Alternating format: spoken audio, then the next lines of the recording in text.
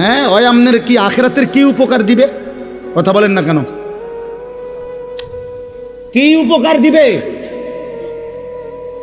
হয়তো হয়তো আমার চোখের সামনেই একটা সেজদা দেয় না, চোখের আড়ালে গেলে কি সেজদা দিব?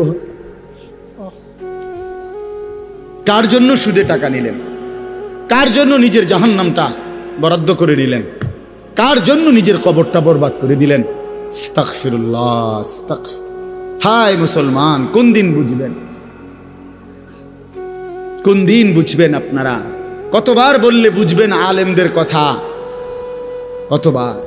রাসূলুল্লাহ সাল্লাল্লাহু আলাইহি সাল্লাম বলছেন, কোরআনের আয়াত শোনায় শোনায় উম্মত, আল্লাহ তাআলা কোরআনে বলছে, তোমরা যারা সুদ ছাড়ো নাই, তোমরা আমি আল্লাহর সাথে যুদ্ধের ঘোষণা শোনো, আমি তোমাদের সাথে যুদ্ধ নামলাম। মনে রাখো না ফরমান, সুদখোর, তুমি আমি আল্লাহর সাথে যুদ্ধ করলা, আর আমার সাথে যুদ্ধ করে কেউ টিকবা না, আমি আসাদ দিয়া জাহান্নামে ছুঁড়ে মারব।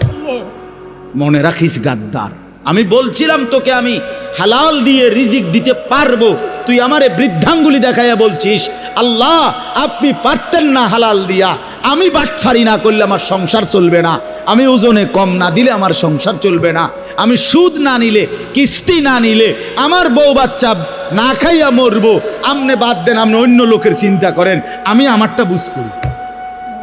কি নাই তো কি? চাচা বলেন নাই তো কি?